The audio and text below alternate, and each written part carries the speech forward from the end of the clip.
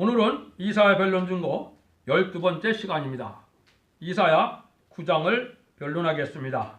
이사야 9장은 왕국 건설에서 새 시대가 이루어질 것을 말씀했는데 이제 요절을 읽어드리겠습니다. 7절입니다. 그 정사와 평강의 도함이 무궁하며 또 다윗의 위에 앉아서 그 나라를 굳게 세우고 지금 이후 영원토록 공평과 정의로 그것을 보존하실 것이라. 만군의 여호와 열심히 이를 이루시리라. 9장에서는 다윗 왕국이 영원한 왕국으로 이루어지는데 이거는 세계 통일의 평화왕국을 이루는 것이라 그 얘기입니다. 그래서 우리가 성탄절이 며칠 전에 지났는데 예수님이 왜 오셨느냐? 십중팔구는 우리 죄를 구원하러 오셨다 그랬죠. 물론 그 말씀이 맞습니다. 그러면 여기서는 이제 예수님이 왜 왔다 그랬습니까? 영원한 나라를 이루기 위해서 왔다. 또 요한일서 3장 8절에서는 예수님이 왜 왔다 그랬나요? 마귀의 일을 멸하러 왔다. 그래서 이사야 7장에서는 이제 원수를 없애할 징조를 봤을 때 예수님이 이 땅에 왜 왔느냐?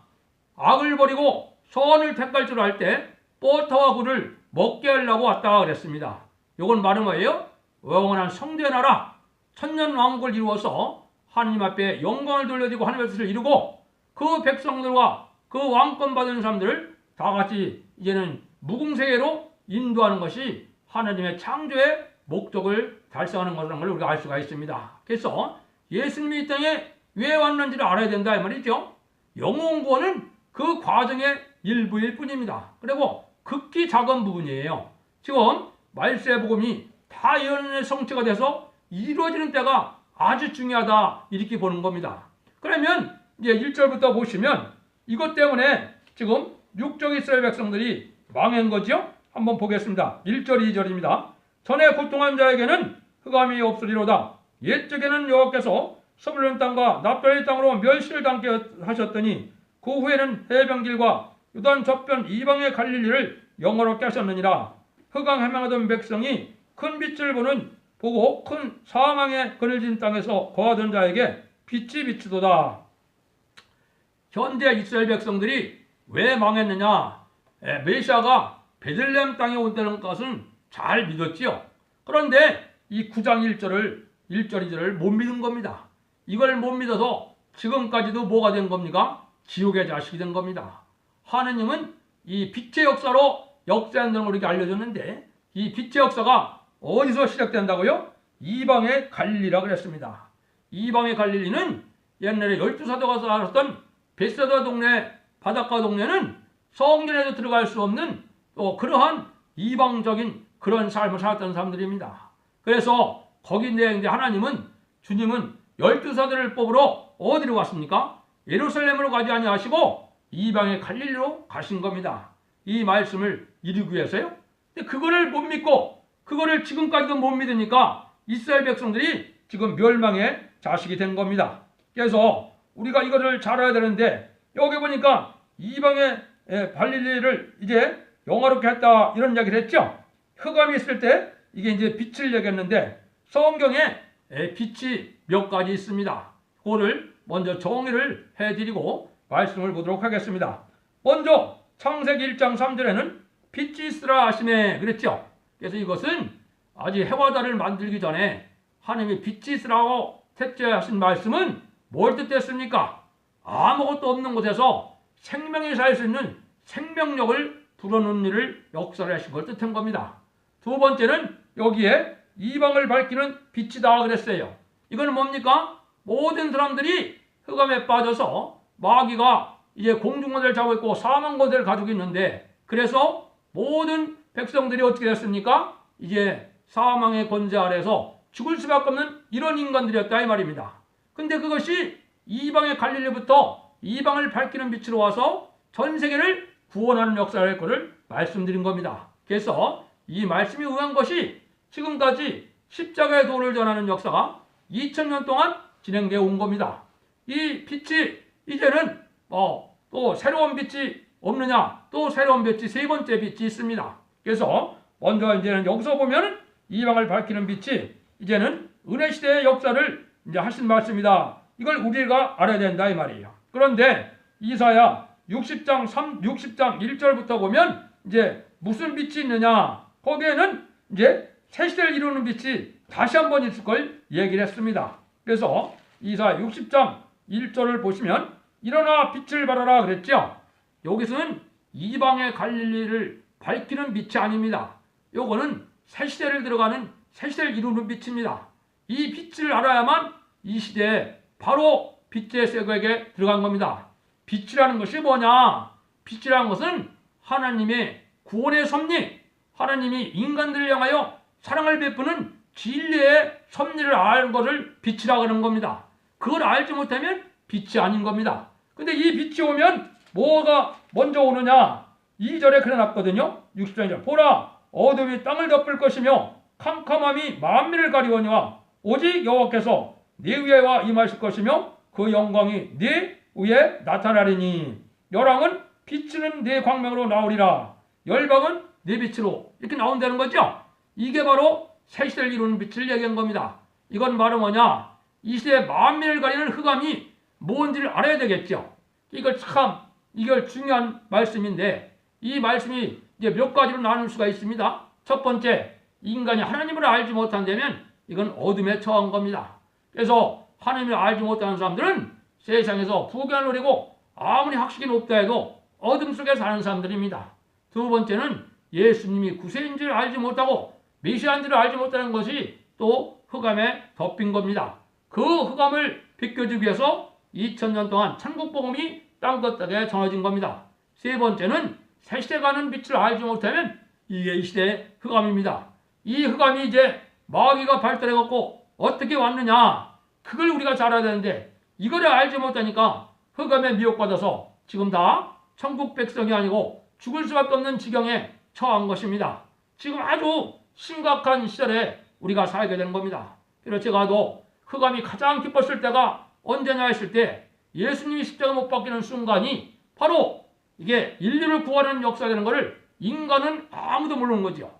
예수님 백인 모르는 겁니다. 그거나 마찬가지로 이방의 빛이 밝아지는 역사 때도 그랬는데 이제는 새 시대를 이루는 빛이 올 때도 만민을 흑암으로 가린다 그랬습니다. 그 흑암을 이제 구체적으로 몇 가지만 말씀드립니다. 첫 번째는 WCC를 타고 오는 기독교의 타락입니다. 이거는 유물론 공산주의 사상을 용납하는 사상은 마귀의 사상이고 이거는 멸망이고 이건 하나님의 구원의 섭리를 모르는 겁니다. 사도행전 4장 12절에도 예수 외에는 다른 이름을 구원을 받을 수 있는 이름을 천하에 두지 않았다 그랬죠.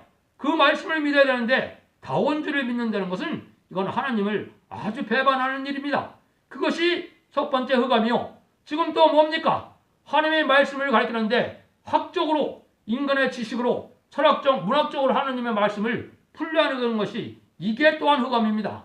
또 인간들이 어떻게 생각을 합니까? 하나님의 말씀으로 하나님의 은혜로 산다고 생각을 하지 아니하고 뭐로 산다고 합니까? 과학 만능으로 모든 난제를 해결받고 또 물질 만능으로 되어서 세상에 물질 중심으로 하는 이런 신앙관을 가진 것들은 다 이게 흑암입니다. 또 인간을 중심해서 이 교권을 형성해갖고 자기네 교권만이 하나님 앞에 아주 크게 인정받은 것처럼 생각하는데 이게 큰 미혹입니다. 그 미혹이 이제 인본주의 미혹입니다. 그래서 인간 중심으로 인간의 학문 중심으로 하나님의 말씀을 믿는 것 갖고는 이 마지막 때에 미혹을 분별하지 못합니다. 이 미혹을 분별할 수 있는 것은 뭐냐? 예언서 계시록을 햇빛같이 밝히는 첫대의 역사에 그 기이한 빛에 들어와야만 모든 흑암을 밝힐 수가 있는 겁니다. 그래서 이런 역사가 지금 진행되는데 우리가 살고 있는 겁니다.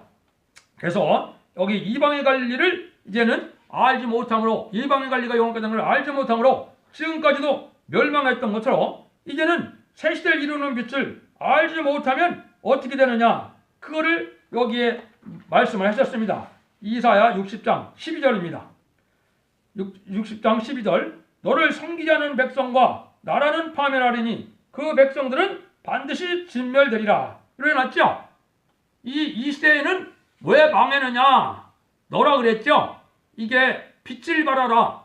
모든 말씀에 맞을 빛을 밝혀서 새 시대 가는 빛을 밝힐 때 다시의 사명자가 나올 때 이 사명자의 말씀을 받아들이지 않는 자들은 다 어떻게 되는 겁니까? 여기 분명히 그랬어요. 너를 섬기하는 백성과 나라는 파멸한다. 그 백성들은 반드시 진멸된다.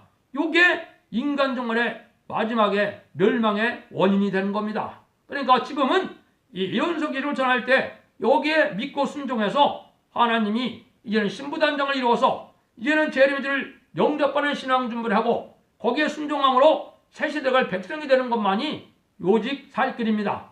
그거를 거절하면 여기서 말하는 것처럼 다 멸망한다는 겁니다. 그래서 지금까지도 이제는 이 시대적인 빛을 따르냐 안 따르냐 하는 것이 지금 2000년 동안에 이게 큰 문제였는데 그것이 대표적으로 유대인들이 멸망을 당한 것이고 지금도 많은 이방들이 있는데 지금의 이방은 누구겠습니까? 지금의 이방은 남방이나 북방에 예수님을 모르는 자들이 이방입니다. 그 자들에게 이 빛을 전할 때가 오는 것이 이게 새 시대에 가는 빛입니다. 여기를 반대하고 여기를 또 안 따라오면 어떻게 되느냐? 아무리 하나님의 교회가 되더라도 정말에 새 시대를 이루는 빛을 이게 거절하고 순종치 않으면 완전히 멸망한다는 말을 이사 60장 10절에 말씀한 겁니다. 이거는 개인적인 이론이 아니고 학설이 아닙니다.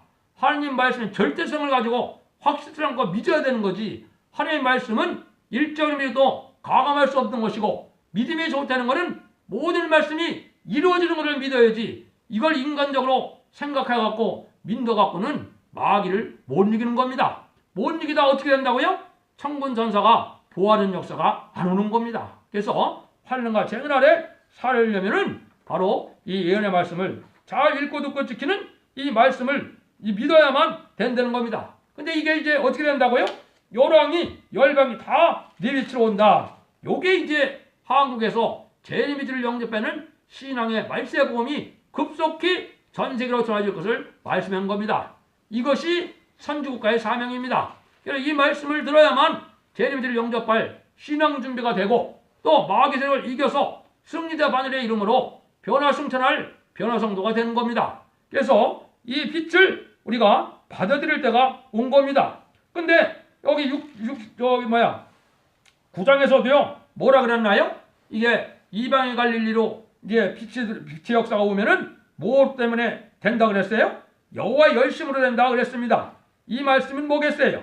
이거는 다 하나님의 역사 속에 이루어지는 것을 얘기한 겁니다. 그래서 여기 보면 하나님의 열심으로 모든 것이 이루어질 것을 말씀을 하셨어요. 그래서 아까 이제 7절을 요절을 했을 때 만군의 여호와의 열심은 이를 이루시리라 그랬거든요. 그래서 특별히 많은 정도의 열심을 냈지만 하나님이 열심을 내게 했던 종이 누굽니까? 이 사도 바울이거든요. 사도 바울의 서신이 아니면 우리가 신앙생활을 발휘하기가 어렵죠. 그래서 사도 바울 이후에 순교자들이나 많은 이제 목회자들이 하나님의 열심을 내서 전 세계가 이게 이제 이방의 빛을 밝히는 역사가 십자가의 도로 천국 복음이 땅끝되게 전해지는 역사가 온 겁니다. 그러면 이거를 이제 말세 복음이라 그러는데 이거는 어떻게 이제 이루어질 것이냐? 이거를 이제 이사야 62장에 말씀을 해놓으셨습니다. 이사야 62장에서는 이거를 어떻게 하느냐? 하나님이 이제 열심을 낼 수 있는 종이 나오는데 그 종은 어떤 종이냐? 그걸 소개를 했거든요. 62장 1절에서 4절을 이렇게 보시면 뭐라 그랬느냐? 여기 보면 이제 여호와의 새 이름으로 일컬음을 받을 사람이 나오는데 종일종야 쉬지 못하게 한다는 그 말씀을 하셨습니다. 이거는 바로 뭐냐? 하나님의 열심이 임하는 종이 새 이름을 받을 사람인데 새 이름은 왕권이라고 했죠? 왕권 받을 종이 나오면 종일종야 쉬지 못하는 역사로 전 세계에 이게 좋아질 걸 얘기한 겁니다. 이 열심이 임하야만 이게 왕권 받을 종이 되는 거고 이게 14만 4점의 변화성도가 되는 겁니다. 지금 대부분 사람들이 어떻게 생각합니까? 그냥 막연하게 예수를 잘 믿고 기다리면 호련히 들림받는다 그러죠. 그게 인간 종말의 가장 큰 미혹입니다. 그렇게 해서 들림받는 것이 아닙니다. 분명히 빛의 세계를 우리가 체험을 하고 모래 변화성물이 오는 역사가 체험하고 원죄와 저범죄를 이게 소멸시키는 역사를 체험해서 우리가 변화자가 될 만한 신앙 준비가 되지 못하면 이거는 들림받는 것이 아닙니다. 그래서 그것을 알려주는 것이 이게 바로 새 시대를 이루는 빛이다. 그래서 성경에는 이렇게 세 가지 빛으로 이루어졌다는 것을 오늘 말씀을 드렸습니다. 그런데 그런 일이 이루어지려면 무슨 일이 벌어지느냐? 그게 이제 아까 9장에서 나오는데요. 이게 이런 일이 이루어집니다. 4절입니다. 이는 그들의 무겁게 맨 멍에와 그 어깨와 채찍과 그 앞대저의 막대기를 꺾으시되 미디안과 같이 하셨습니다. 어디를 싸우는 군인의 갑옷과 피 묻은 복장이 불에 섭같이 살라지리니 이랬거든요. 이거는 이제 사사기 7장에 보면 미디안 군대를 통하여 이제 블레셋 군대를 멸망시키는 역사가 나오죠. 근데 거기에 큰 교훈이 있는 겁니다. 그게 알파 역사인데 그게 오메가 역사로 나타나는 곳이 바로 선지국가인 한국입니다. 이 한국에서도 이제는 거기에 기존의 300용사를 뽑을 때 어떻게 했습니까? 32,000명이나 되는 많은 사람이 왔지만은 하느님은 물 먹는 방법을 보고 이제 종을 택했죠. 지금도 마찬가지입니다. 하나님의 말씀을 분별해서 잘 먹어야만 이게 말세종이 되는 거고 말세 사명자가 되는 겁니다. 그래서 기존 300용사만 가지고 승리케 하는 것은 하나님의 능력의 역사가 임할 걸 보여줬죠. 그래서 그때 당시 어떻게 됐어요? 많은 블레셋 군대가 있었지만은 하루아침에 기존의 300용사를 통하여 얼마나 많이 죽었습니까? 그때 12만 명이 죽었죠. 그래서 이것이 종말의 역사를 뜻한 겁니다. 그래서 우리나라가 이제는 환란이 오면 기존의 300용사 같은 이런 용사들이 나타나서 그들을 멸망시키는 데가 오는 겁니다. 그래서 미디안 군대가 이제 113만 5천 명이 왔는데 12만 명을 죽여 승리한 것이 이게 예표입니다. 또 며칠 전에 설명드린 것처럼 이라 37장 36절에 보면 히스기야의 기도로 아수르 군대가 하루아침에 18만 5천 명이 죽었죠. 이게 미디안과 같은 역사입니다. 그래서 청군 전사가 동원돼서 이제 우리나라가 통일될 때는 북한이 그래서 망하게 되어 있는 겁니다. 그래서 남북 통일을 이루는 일이 이제 이 말씀에 빗따라 올 것을 얘기를 한 겁니다. 그래서 이런 때가 이제 우리가 지금 살고 있는 때이기 때문에 이때 어떻게 신앙을 잘 가져야 되느냐 그걸 알아야 됩니다. 지금까지 여러분 이단을 많이 경계를 했는데 그건 잘한 것이죠. 그러니까 지금까지 이단은 뭡니까? 사도의 교훈에서 탈선된 교훈을 알려줌으로 말미암아 이단에서 영혼구원을 받지 못하는 역사가 지금까지 한국에 많은 그런 교단의 피해가 있었죠. 그럼 이 시대는 뭐가 이단일까요? 이 시대의 이단은 그 정도 갖고 이단이라고 하는 것이 아니고 새 시대에 못 가게 하는 이런 잘못된 예언서 기록을 잘못되게 전하고 지금 많은 종들이 있죠. 수 없는 사람들이 지금 계시록을 전한다 하더라도 다 탈선된 걸 전하고 있거든요. 이게 다 이제 새 시대를 못 가게 하니까 이제 끝이 다르니까 그게 이단입니다. 그러니까 지금 예언서 계시록을 특별히 이사야와 계시록 변론의 말씀을 잘 듣고 순종해서 그걸 잘 분별해서 옳은 길을 갈아야만 제레미야를 영접할 수 있는 겁니다.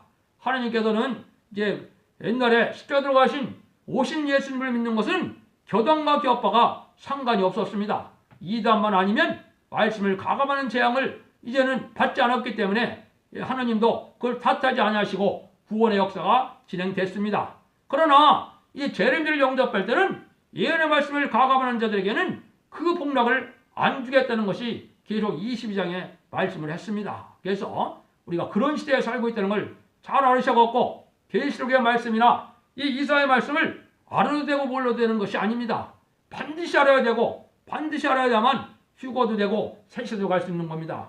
심판의 환란 과정에서 유일하게 살아날 수 있는 방법을 말씀한 겁니다. 오늘은 여기까지만 말씀드리고 다음 1시간 더 말씀해서 9장을 마치도록 하겠습니다. 감사합니다.